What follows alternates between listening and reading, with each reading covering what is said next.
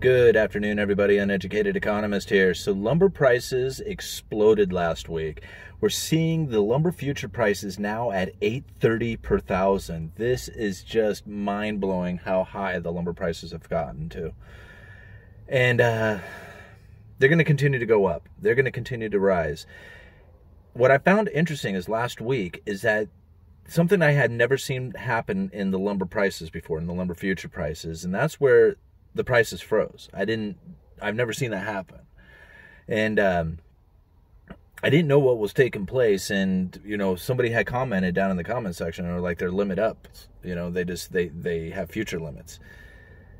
And so I went and just kind of Googled that term, lumber future limits up or something like that is what I Googled in there. And according to the CME, at least from what I was understanding, is that if the prices go up more than $29, then they put a freeze on the trading, I guess, to keep the prices from just growing exponentially, and I guess to give the traders a bit of a breather. So much like a circuit breaker, like when you have like these limit down days where like you have these flash crashes and the plunge protection team steps in and keeps the prices from going down any further, the markets will freeze up to give investors a chance to breathe, to make sure that they're not just panic selling. And that's kind of what we have going on in the lumber future prices, only in the opposite, of going up.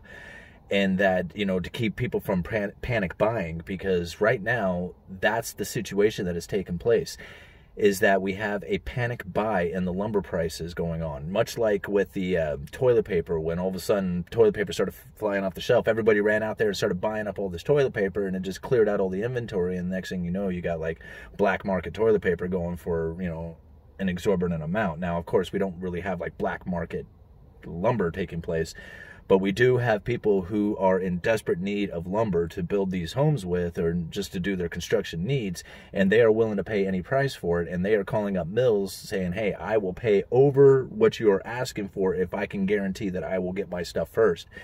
And some of these orders are going all the way out to October. So yeah, right now there is a huge demand for lumber. There is a very short supply of it.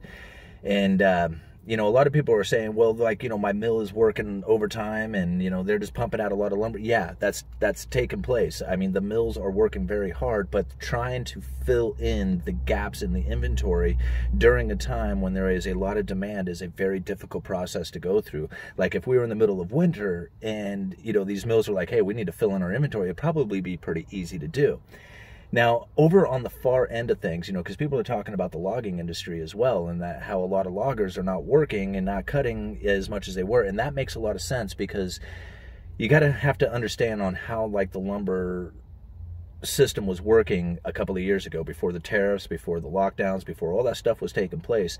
Canada was producing a lot of lumber and shipping it into the United States. In turn, the United States was cutting a lot of trees and sending those things over to China.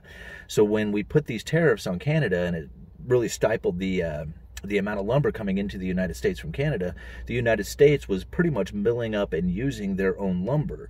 But the problem with it is that we had always been doing that. The demand for lumber had dropped during the lockdown. The demand going over to China for these logs coming from the logging of the United States had dropped off dramatically. So these loggers are not producing or not cutting as much as they were when they were shipping it out overseas. We're not buying as much lumber coming from Canada. We're milling it up ourselves. So our mills are working overtime trying to keep up with the lumber demand that is now taking place here in the United States, seeing as how the building season has come up. So what I see for the future is probably higher prices. I mean, we got at least 3 to 4 weeks out before you can get your orders. When you can call up the mill and say, hey, I need a truckload of lumber, and they say, yeah, we'll have it to you next week, that's the inventory building up, and we are far from that. Orders are anywhere from 4 to 6 weeks out, maybe even more. And the prices are just going to continue to grow until that timing comes down. Like once you can place an order, like these lumber yards and whatever can place an order, and the mills will have it to you the next week, that's when we're going to see the price changing. Okay, and it'll present itself ahead of time. So I'm going to let you guys know as soon as I see it. But I have no idea how high the prices are going to go or how long they're going to go up for. But I do know at some point these inventory levels are going to build and these things are going to drop. And I have a feeling that the the Chicago Mercantile Exchange, who deals with like all the lumber futures and stuff like that, I have a feeling that they're going to raise those trade limits from $29. Because you think about it, $29 is not a whole lot when you're trading at 800 per thousand. Back when we were trading at 400 or 500 per thousand, to reach that $29 in a single day wasn't so easy. But now we're at 800, and 29 is coming every day. I mean, I think that there was a limit reached 3 out of the last 4 trading sessions in lumber. Crazy stuff happening here, guys. All right, Uneducated Economist, you guys let me know.